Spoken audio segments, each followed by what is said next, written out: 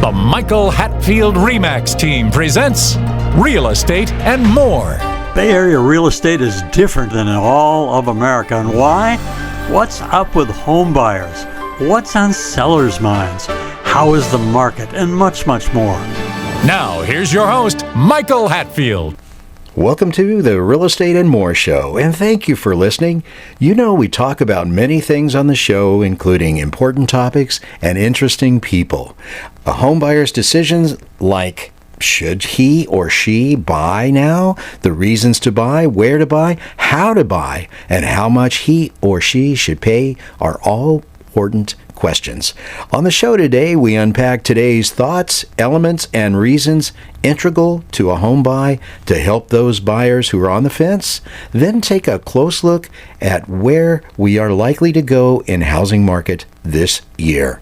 To help us to provide today's thoughts for home buyers, welcome to the show, Nancy. Thanks, Michael. Oh, it's great. It's great to always see my wife. You know, I always have to do things like that. So anyway, the Fed is now signaling that there are going to be 3 more interest rates. Meaning that it's going to be a half of a point or 1 point decrease in what the Federal Reserve charges the best banks and customers for a loan. Well, how does that interpret into mortgage rates? It does through some type of correlated magic, and it always comes out as being correlated to that. So you would think that 1 point decrease in your mortgage interest rate would translate to 1 point decrease in the Fed rate. So anyway, they're saying 3 cuts remaining this year. They've stayed pat for a few so far. I think before that they had 11 interest rate increases, and now they're saying, okay, well, things are a little bit better now for what we're going to see going into later part of 2024. So with that said, what do you think? What do you think is going to happen when that happens, that those rate decreases? What will that actually do? What will it do? Yeah. So you mean what's the bottom line? Yes. In that? Absolutely. So the inventory increased 5.9% from January of this year, and the National Association of Realtors chief economist was saying that additional housing supply is helping to satisfy the market demand. And rising inventory is a great step in the right direction to move the persistent tight housing supply that we've been seeing across the country. The 1.07 million homes available for sale at the end of February of this year is still below healthy levels at just 2.9% or 2.9 months supply of homes at the current sales price. So anyways, more supply is clearly needed to stabilize the home prices. Yeah, and it would also move some people out of rental housing into owning their own home, which is important. So more supply clearly needed from National Association of Realtors chief economist, and he is so correct. We see it out here with boots on the ground constantly that the housing supply is so short, and there is, without even an increase in buyers, we're still seeing it as being short. So I think it was important that we come out with this show and we say, hey guys, if you're interested in buying in the next year or 2, you should do it now, because we do not see a lot of inventory coming down the pike to supplement the inventory of homes available for sale. Would you not say? I would say, and we know what happens when there is a shortage of something. What does it do to the price? Absolutely. Well, what about the home builders? Aren't they a part of the percentage of what's going on with the overall homes available for sale? They're a large part of that, Michael. And so the home builders broke above the key threshold of 50 recently, and that's into a positive territory for the first time since July of 2023. So they have their own index, so to speak. They do, the National Association of Home Builders. And the housing market index climbed 3 points to the number of 51 in March, which is good. And any score over 50 on this index, which runs from 0 to 100 signals that more builders are viewing building conditions as good rather than not. So that's great. And then the 3 indexes posted gains this month with current and future sales expectations both well into expansion area at 52 and 62 respectively. So that's good news. Yeah, yeah. So I'm thinking that, wow, anything above 50 on the Home Builders Association, when they actually come out with their indexes, anything above 50 is positive, and it's saying that there's optimism among the home builders. In a moment or so, we'll actually talk about what percentage of home builders there are to the overall existing homes available for sale. Okay, so as a component, the percentage is such for the new home builders, and the percentage of homes available for sale is a percentage, a much larger percentage for existing home sale. Yep. So the persistent lack of continuously or previously owned homes for sale, strong buyer demand, and rates fall below last fall's peak. They've pushed higher in confidence for the new home builders, but one thing that we do to keep an eye on things is we look at what the permits are saying, the new permits, and we see that they've pushed higher in the permits as of recent. So favorable home February for housing starts. Big rebound in February, they say, but it was only 5.9% over January. And February is starting to get into more of a selling season than what you had before. So single family starts were up what? While multiple family starts were... Tell us about that. Single family starts were up 35.2%, while the multifamily starts were down 35.9%. And that shift that we're seeing from multifamily to single family homes is wonderful, because this is where the supply is actually needed right now. And, we're excited about that happening, obviously. Absolutely. And the single family building permits, they reached their highest level in a year, up 29.5% compared to February of 2023. It signals that the numbers for future supply are favorable. However, when I read these things, I think favorable is one thing, but what's happening out there on the field, in the field with the boots on the ground, we're seeing all kinds of things. So you want to synopsize about the permits, Nance?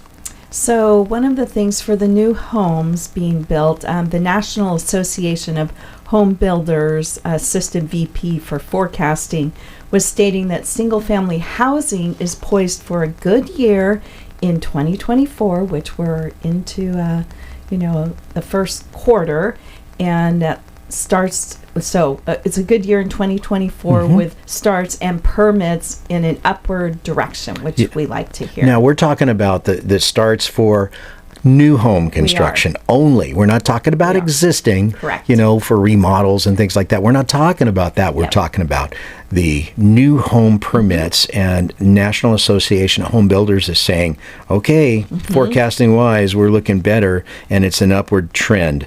But what does it mean in the overall mix of homes available for sale? What does it mean? Well, we got to talk about and answer that in a moment or two. Okay, one other thing. CNBC came out with a report just recently that said the average monthly mortgage payments in the state of California are at $2,576 per month. And that's just the mortgage payment. Mortgage payment. Okay. And that is $1,174 more than the U.S. national average. Significant. Yeah, but we're in California. Housing costs 97% higher than the national average. And we've got the most expensive state to live in, California. And it sure is one of the most beautiful states to live in. There is a good part and there. Enjoyable. Yeah. Now, if I were to say, Nance, what would you think about where is the most expensive place in the U.S. to live? The CNBC report said, I feel like the guy on television, right? Tell me. He said, SoCal, most expensive place place in the United States to live is Southern California. Interesting. But then I say, well, what about the most expensive cities to live in?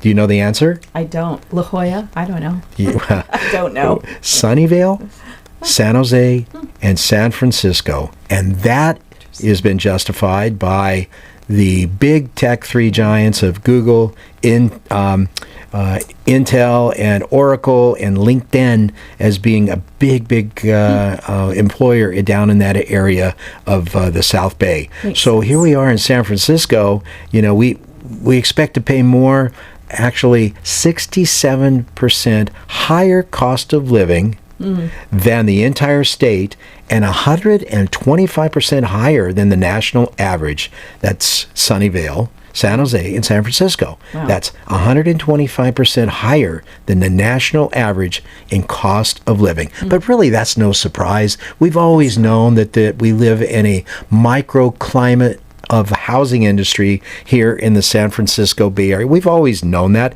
There's no surprise there. So back to the monthly average mortgage payments being $2,576 per month in the state of California. Do you know which one is the lowest average monthly mortgage in the U.S.? What state? I don't know exactly, but I would guess it's likely a southern state. Why? Uh-oh. Cost of living? Maybe so. West Virginia. They say, according to this report, that West Virginia has the lowest cost of living, lowest monthly mortgage payment of $961 per month, and just above that would be Arkansas at $1,022 average per month. Makes sense. So it kind of reminds me what some of the old boys in the airline industry used to say is, why do divorces cost so much? Well, why do housing payments cost so much in California? It's worth it. It's nice to live in California. It's nice to live in California. Very nice. There's a lot of really great things.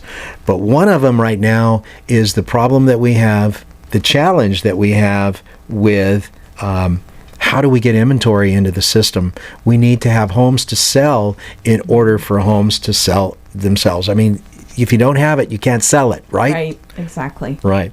So we're talking, what generation is likely to downsize? That comes to mind. Let me think about that. Recent report came out, and it said that the boomers, which is Generation Jones, that's boomers number 2. That's people that are born between 1946 and 1954. That's people generally between 60 to 69 years of age, and they are the ones that are most likely to find themselves downsizing. So maybe they will put some homes on the market, maybe not. And, there's certain traits with this particular group, is there not? I think you're right on that. I mean, we work with an assortment of ages, right? From younger and first-time home buyers to, of course, the boomers. And so I think there is a kind of a trend of, you see some, characteristics. So one of the things when you're working with the boomers or the seniors, that they tend to appreciate and value communication. Number one, it's a big deal. Customer service they value, and just those would be some of the key elements that boomers tend to like. And so since they are a large part of the population right now, I don't know what the numbers are, but I'd say that definitely matters to them. So. One person went so far as to say they're the fastest growing population of potential clients for real estate agents with actual buying power in this challenging market. They have considerably more buying power than the new millennials because they've been in their homes for a long time. Yep. And the number one important thing is in the Bay Area is to get that home, let that equity build for you. Let the home appreciate in value. Let it happen, and that's that's what I think is. It's great to have them as a potential downsizer, to put their home on the market for us to come in and sell it to people that need to buy. But I don't think this is actually going to solve the problem. It's just an interesting statistic to have. It's just an interesting statistic to have. It is. We're going to take a short break. We'll be right back. Michael, what traits should we look for in selecting an agent? Look for a deal maker with a positive attitude who will work tirelessly for you. An agent who is adept in multiple offer situations, drafting contracts, marketing and advertising a client's home, is familiar with multiple cultures, experienced in mortgage financing, inspections, and escrow, is a huge asset to his client. What can you do as a plus for clients? Your agent is your eyes and your ears, one who works behind the scenes on your behalf.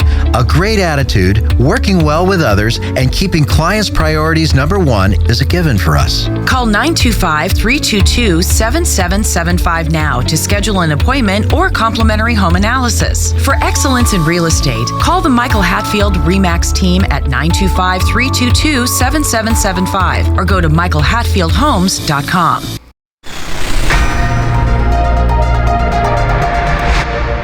With low housing inventory and constantly changing mortgage rates, buying or selling home is challenging. Choose an experienced team who cares. Here's Michael Hatfield. In a quiet cul-de-sac near the quaint town of Clayton, revel in the wonderfully tall ceilings and open and spacious elegance of this immaculate 3,321 square foot, 5-bedroom, 3-bath masterpiece. 22 Wordsworth Court in Concord boasts outdoor living at its best with sparkling pool and newly built gazebo. Plenty of room for an RV or a possible ADU. Highly ranked schools and a warm sense of neighborhood here. Don't miss this dream home. Get help with buying or selling a home by calling the Michael Hatfield RE/MAX team at 925-322-7775. That's 925-322-7775, or go to michaelhatfieldhomes.com.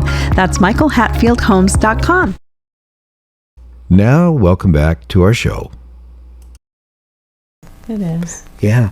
So original boomers, what year were they? Like 70? 70 to 78. That group's 70 to 78. And they're the ones that are having to figure out what they want to do right now, I think, how to age in place. And there's been some research groups that have looked at it and said that group is kind of the group that's in a quandary because they're trying to figure out what to do. Stay in their homes and age in place, or if they haven't made long-term plans for healthcare and housing, they might be unfortunately unpleasantly surprised about the challenges of the cost of creating a plan just quickly. So it's good to have a plan in place, and this group has the finances to make moves.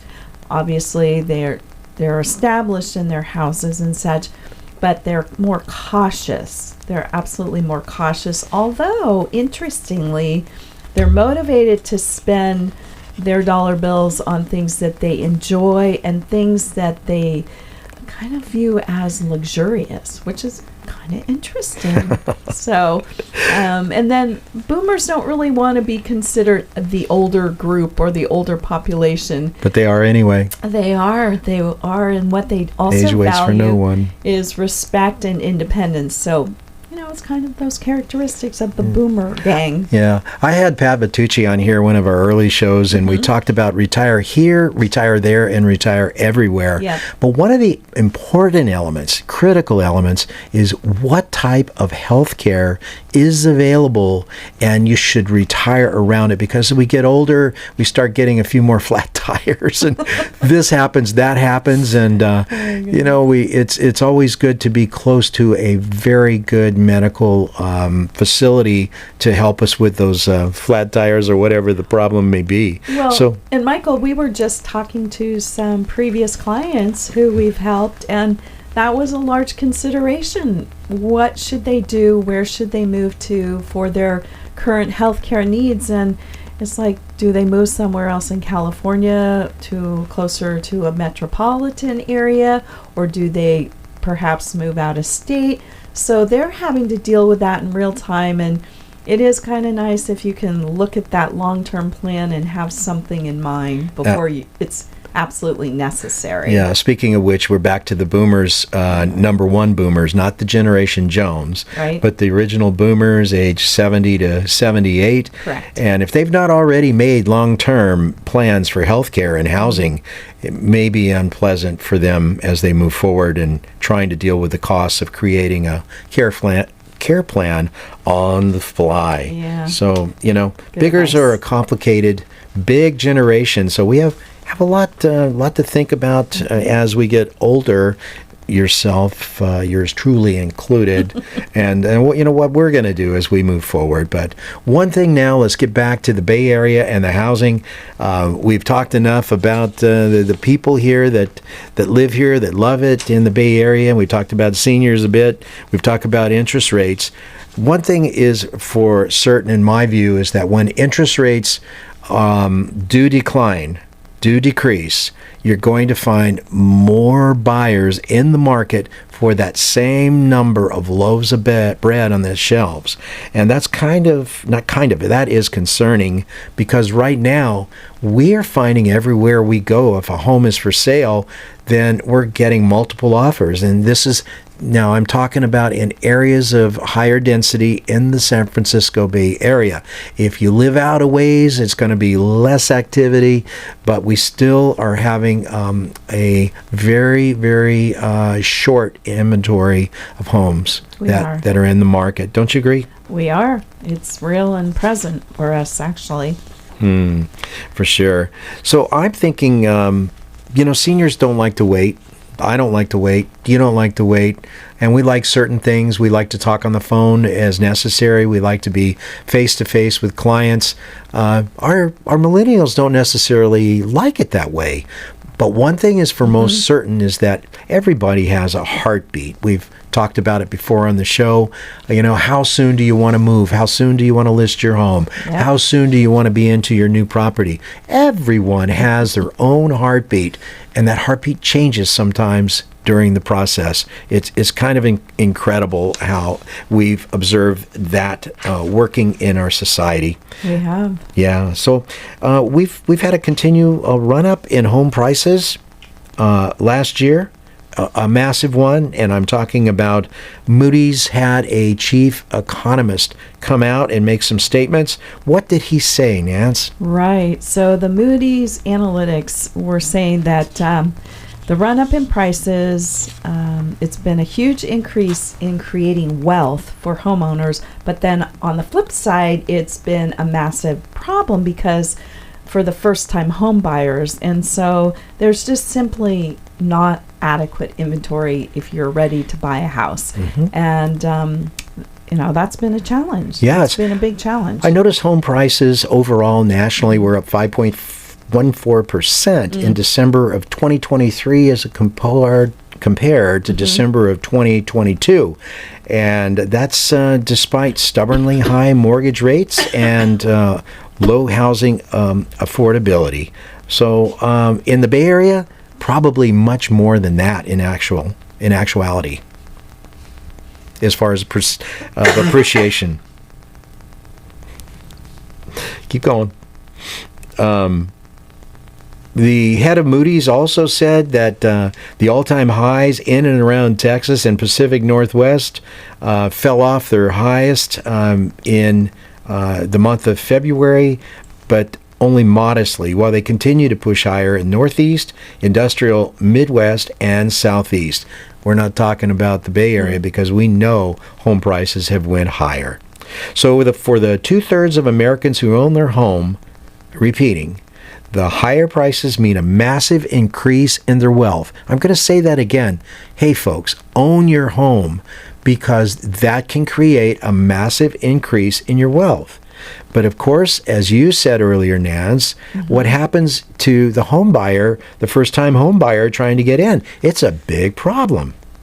It's a big challenge. What can be done? What can we do, or what can we do as a nation to bring in new homes available for sale? Get those boomers. Yeah. Move them on. Well, you know what? I've been a real proponent of finding tax incentives for people that will move. If you have older folks that are concerned about selling and they have more than their $500,000 capital gains on the sale of their home, make that $1 million in a temporary period. Make it more, to where they don't pay taxes on the sale, which removes some of the reasons for not selling. So, that could be done, and I would like to see that actually happen. I think that's a great idea, Michael. Tax incentives for sellers. It might be just a great idea to loosen up the inventory. I think that's something that should be definitely considered. Yeah. Early on in the episode, we were talking about existing home sales. And existing home sales, one predictor was saying in 2024 that home sales should be nationally 4,397,000. That's 4,397,000. And new home sales projected to be 754,000. So 754,000 is only 17% of the existing home sales. So you add those all together and you see that, wow, existing home sales are absolutely critical to the robust nature of any housing market. Also, that they had forecast the interest rates in 2024 to be approximately 6.1. My crystal ball is saying that I'm thinking that we're going to be down around 5.7%. So, yeah, so 30-year Bay Area loan should run about 6.5% right now. So I'm thinking you might see 5.7, 5.6 in 2024, perhaps even a little better in 2025. But I'm thinking that's where it's going to be right now. Can you talk about heartbeat of the client for me? The heartbeat? You mean the momentum in a deal? There you go. Yep, the heartbeat of a client. We've talked about this on a number of occasions, that every client relationship with a purchase or a sale has a heartbeat, and we as agents need to assess that and be cognizant of our clients' heartbeat or heart rate. But for instance, we had a client, a couple, an adorable couple, and they had some time left on their lease, and we were looking at homes with them for a few months, and then all of a sudden it seemed like the momentum just got going. They were ready to find that home. And so anyways, working with them, it can change. That was an example, but it can change, and it can start boom, boom, and then all of a sudden it's like quick heartbeat. But anyways, they, this cute couple, we just adored them. And anyways, so we went out to dinner with them one night, and the adorable ladies took off her jacket, and we looked and we thought, oh my goodness, this is the reason their heartbeat got moving quickly. So they were going to have a child, which was very exciting. That was one of those aha moments, was it not? It was so cute. It's so cool. And then to make a little bit more of a backstory, Right. Their second child was born On your birthday. my birthday. That's exciting. And just recently we had a first-time home buyer, and her lease, she was getting ready to, get rid of her lease with her roommate, and she just finally kicked in. I need to buy a place. I want to buy a place. And so she got one. That was exciting. That was this year. So, yeah. Sounds good. Yeah. That's fun. People's momentum do change. Their heartbeat, as I does. call it. It does. So in summary, Nance? In summary, yes. So while housing inventory remains scarce, we've talked about the Federal Reserve's words indicating for us to expect 3 interest rate reductions this year. Yes, 3 interest rate reductions this year.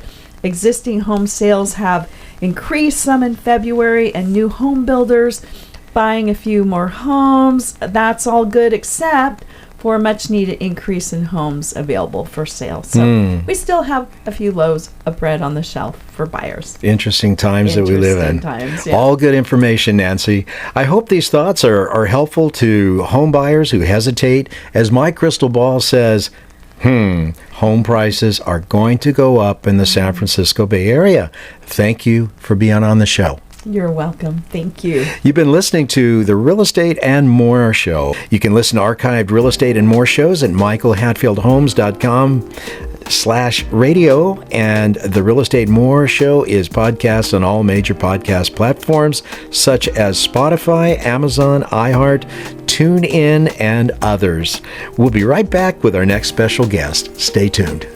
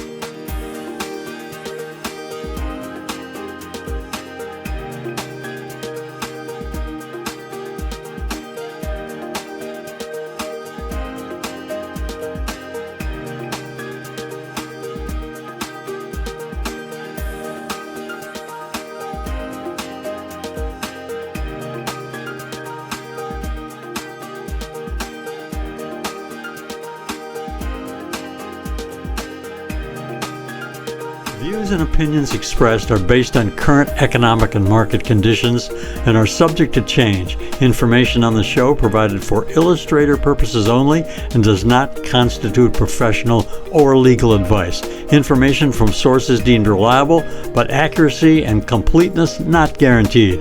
Michael Hatfield and the Michael Hatfield RE/MAX team have no liability for information discussed on the show.